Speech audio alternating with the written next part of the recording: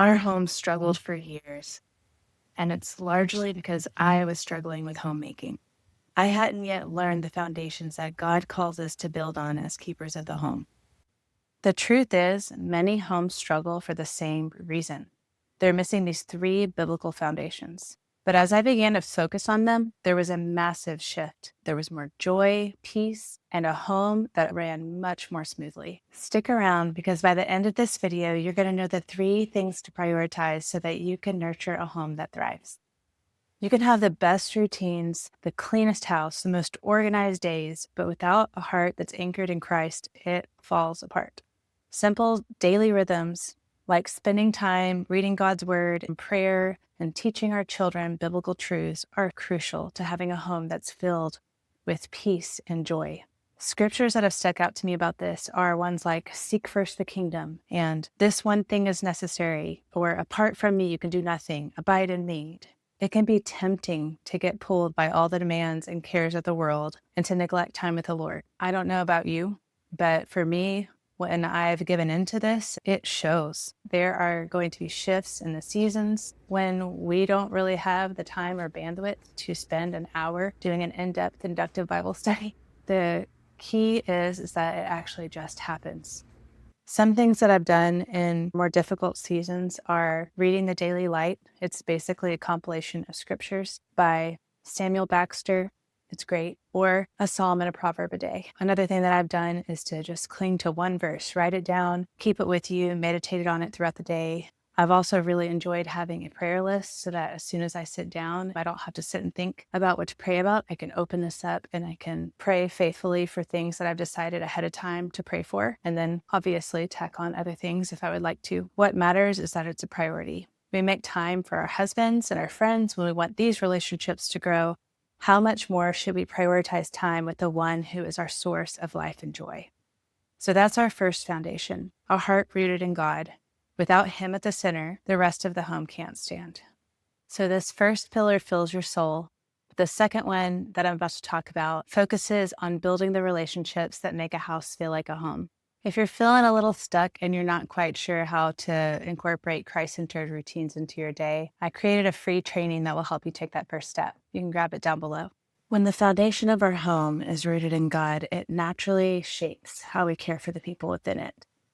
Homemaking isn't just about what we do, but who we're building it for. This is a crucial part of having a strong home foundation. It can be so easy to get tunnel visioned on the endless tasks and lose sight of the hearts that are right in front of us. With how full our lives are and how quickly time slips by and how prone I could be at getting tunnel visioned, I knew I needed to be intentional. So that's why I started building simple rhythms into our days and weeks to make sure that we were staying connected and really pouring into building a strong family culture. Some examples are we do something called mommy time, where every day after I put all the other kids down for rest time, I'll pull one child aside and we have a little bit of time together doing something special. We have a mommy time workbook that we'll fill out together, or we'll bake bread together. If I invite them into something I'm already doing, or we'll play a game, it varies. But I choose, and it's very special, and they really look forward to it. Their dad takes them on daddy dates. So the same thing, they rotate through.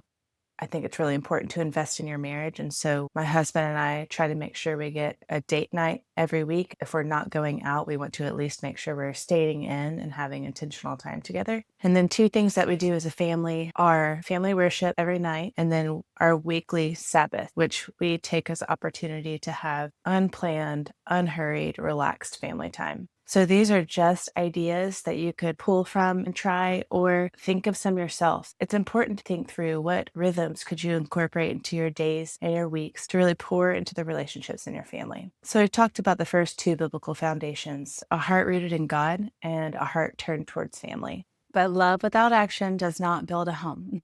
It's not just about having the right priorities. It's about the work that we're also called to do with our hands.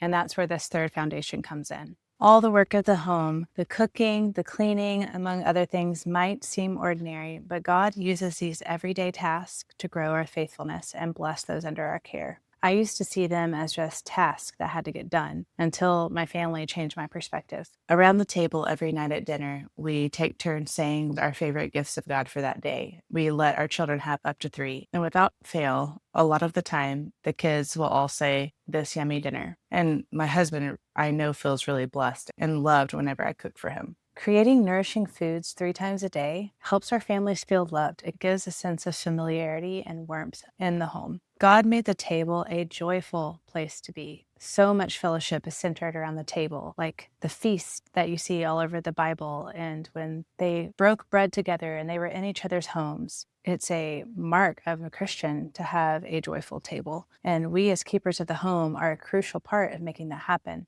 Another important part of our work as homemakers is to cultivate a clean, warm home atmosphere as much as we can. Again, this changes based on the season, but generally speaking, this is a blessing to our husbands and children. And let's be honest, it does bless us too. It creates a space where family can really thrive. Our homes don't have to be spotless to be a blessing, but regular care of the home does create a calming, welcoming environment. When I first became a mother, I had no real rhythms for this. I would only clean when I knew guests were coming over. So really, my focus was on hospitality towards others, and I wasn't really thinking much about how to be hospitable to my family. And cleaning isn't the only part of this, so that's the story for another time. But now we build simple rhythms throughout the day that we do together as a family, like resetting the kitchen after meals or tidying living spaces before meals to keep the home manageable, little at a time, instead of getting out of hand. And with 5 small children, we just have to do it that way. So that's the tidying part of it. But one day of the week, I do a deeper clean where I set aside a couple of hours and I'll dust and do floors and all of that. These daily and weekly rhythms have really helped cultivate a peaceful home that not only blesses mom, but creates a warm, inviting space for the whole family and really for anyone who steps through the door. And teaching our children to do the same is a part of discipleship. We're teaching them to steward the home cheerfully and with a good attitude.